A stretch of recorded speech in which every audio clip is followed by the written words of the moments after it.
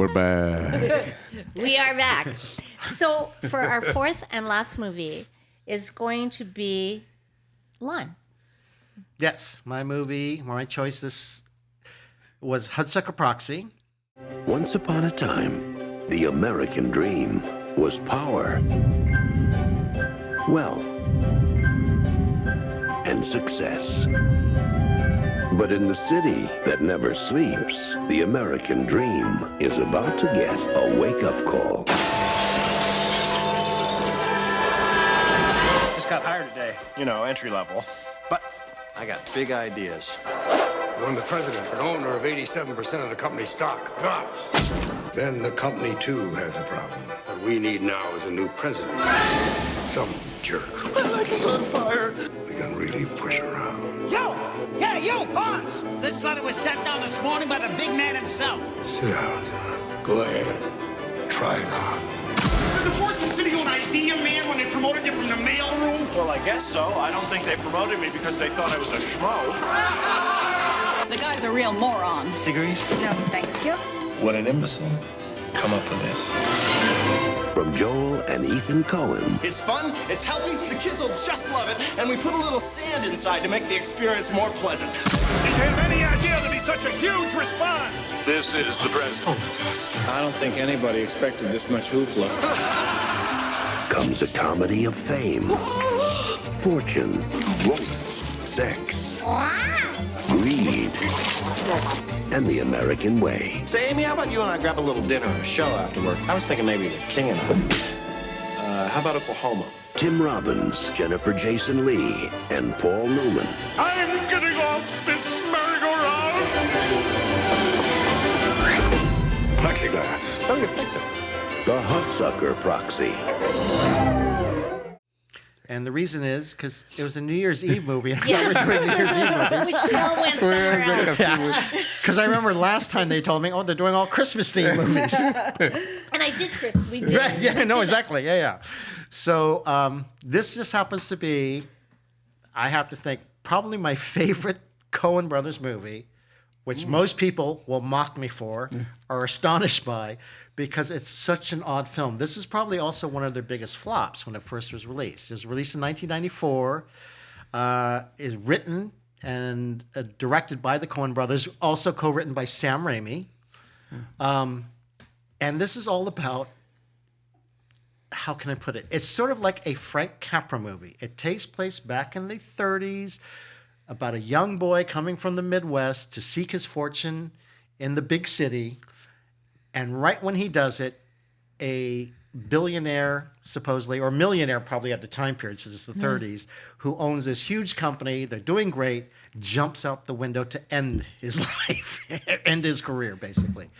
And it's all about the manipulations of what happens after that. And I don't want to give too much away, though I could probably describe the whole movie and wouldn't believe me because it's such an odd kind of premise. But it really is of that Frank Capra ilk, of somebody very good, innocent, just honest, and yet sort of being consumed by the horrible, corporate world of lying, cheating, stealing. It doesn't matter. Bottom line is money. I thought the cast was great. Tim Robbins, Jennifer Jason Leigh, Paul Newman, and many others. In fact, there are a lot of small roles that you will see a lot of cameos in. But the most impressive thing, I think, was the true satire and yet love of these 1930s movies with first of all, the woman, the career woman who just will not be put down. Yeah. Well, in her case, a reporter, but yeah, exactly. Which again, of that Barbara Stanwyck, Rosin Russell. That's what I'm saying. Yeah, exactly. People always talk about that. It was like we were so submissive at that time, but the roles were not. We had careers. We had careers. Yes, exactly. It's not the 50s? Yeah. Well, that's the funny part because that's the almost like the odd part of it, that it takes place in 1958, and they talk about the invention of the hula hoop. Which, again, this is all fictional and fantasy in a certain way, but it's just such a wonderful, wonderful film. I have to admit, though, Jennifer Jason Leigh is one of those actresses where, boy, she's so stylized and she's so, I can understand that she makes a commitment to a role, she sticks with it, whether you like her or not. This happens to be one that I happen to like because she just channels Katharine Hepburn, Rosalind Russell, Barbara Stanwyck, Jean Arthur, those women, all those women who had those careers, and it's like, no, you're not going to get anything over me, and she just hammers it. And I have to admit, Tim Robbins playing sort of the guy from Muncie is an imbecile. He's actually referred. They said, "Oh, let's just get an imbecile to head the company," and that's sort of what happens. He's picked to head this company, where the owner has just, or the CEO or president, whatever you want to call it, has just sort of committed suicide, and they just want the stock to drop so they can buy all the stock and make a ton of money. And it's during the winter month, but almost every cliche of all those type of movies is in here, and yet I think it pays such affection to those movies. So that's why I really encourage people to see this movie. See the cameos again. I think will make you smile when you see them. And somebody's going to have to explain to me about two of the characters because Bill Cobbs plays a character named Moses, and it's like, okay, I don't. Yes, exactly. I don't quite know exactly what he plays, but he's in the know. But he's almost a magical. Both of them. Very much so. Character. Exactly. Because if at the end of the movie, he's basically. He's the guy that runs the clock. There's this big clock. But he also narrates the movie in the beginning too. Huh? He narrates the movie. Right. He's the narrator. Yes, but what I mean is he literally stops time. Yeah. Right. So he's really a really important figure that's a minor figure, but that's an important figure in the movie. Right. And to be quite honest, his introduction when you first see the character is because of Jennifer Jason Leigh's character. She sort of runs into him, and he knows everything about her. So that's why I said there's something. What's up with this character? Exactly. What is it? Exactly. Yeah. I have to say that you said everything you want to say about it. Yeah. What I love about all Coen brother movies is the dialogue. They have so much dialogue. It's like the thing. It's like a philosophy class. You know what I mean? It's just all dialogue, and I love that.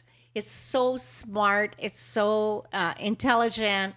And I was saying to George, the reason I never watched the movie is, okay, I'm going to be, you can stone me here, but I've never been particularly a Paul Newman fan or a Tim Robbins fan, so I never saw it. Although, and I actually like that I saw it now because I've never seen it before. I like that I saw it now because I really didn't understand about things like stocks and the financial world now. I didn't think about those things when I was much younger. But now I actually understand it, and it made total sense to me. It made total sense. I was like, oh, yeah, that's actually a pretty smart ploy. And that they were so smart, they outsmarted themselves. And the stick in the mud is actually Jennifer Jason Leigh.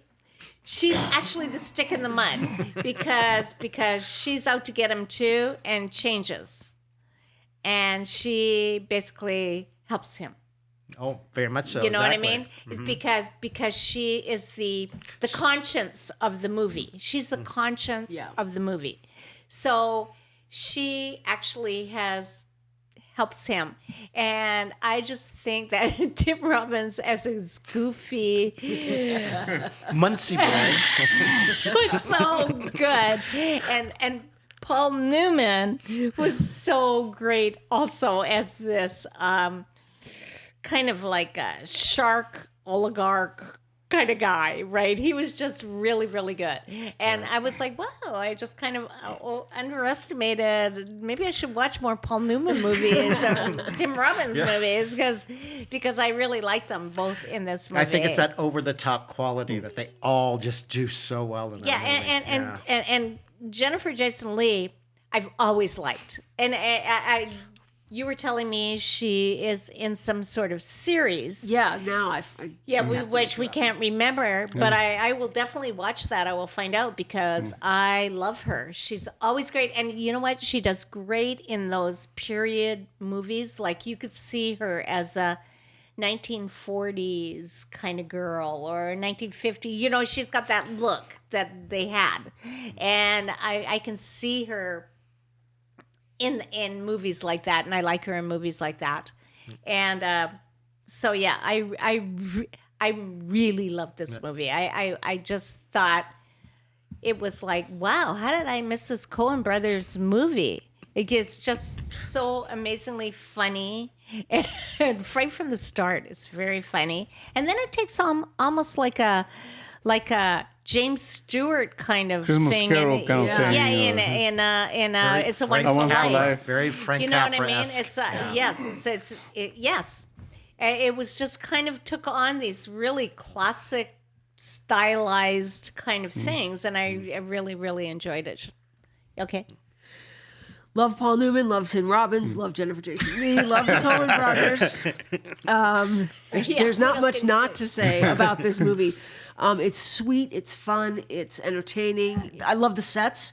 I love the costumes. You know how everyone was dressed. I love the sets. Definitely. Loved how it was shot. I mean, there's nothing bad about this movie. But is there anything good about this movie? No, everything. The sets, the dress, how it was filmed, the Coen Brothers. I mean, everything. Yeah, it's just a really good movie.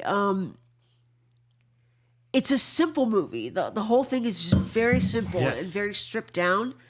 I think because like one of the main characters is simple and an imbecile. Just like you know, a kind of like a free caring kind of spirit. But he's, you know, not the brightest bulb in the box, you know. Because he's the small town earnest boy and he's dealing with the people in the city, which is why Jennifer Jason Leigh's character does sort of fit in, because that was always of that ilk of how these women were more in the know because they're city people and they're helping, like Mr. Deeds goes to town, right? He's from the thing, doesn't know.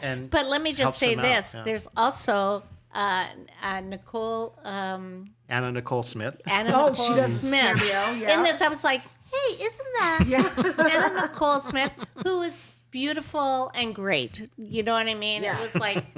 Yeah, the cameos were fantastic. Right.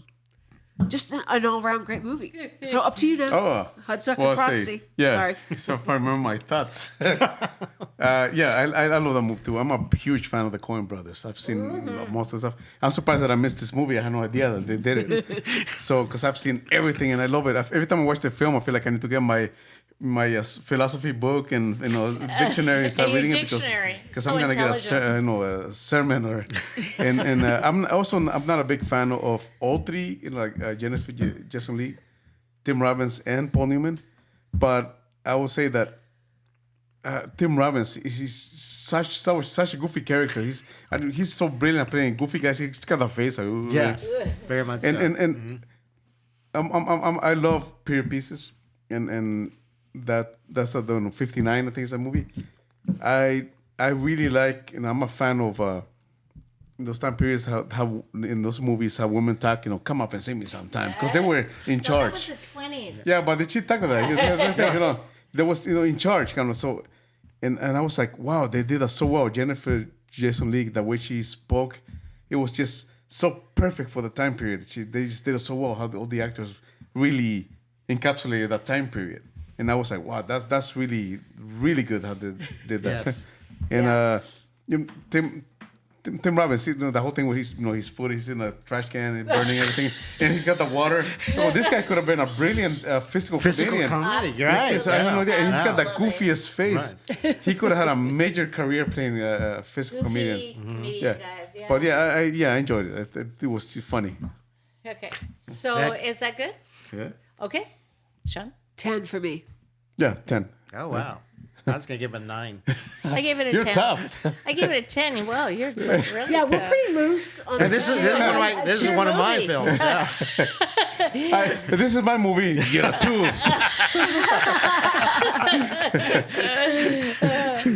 2. Okay, so Okay, now I have to find my stuff because that ends our 16th podcast. I'm so glad you were here, Sean. Sean. Fit rhyme. Okay, so that ends our podcast for this week. You can find us on Facebook, on Instagram, on Spotify, and SoundCloud. Look for us under What the Flicks. That's with an S. You can also download us from iTunes under What the Flicks podcast, and you can email us with your suggestions at whattheflickspodcast@gmail.com. And you can catch this episode and all our episodes on YouTube. So, obviously, What the Flicks. So until next time, adios amigos. Bye-bye. Happy New Year. Merry Christmas. Happy New Year.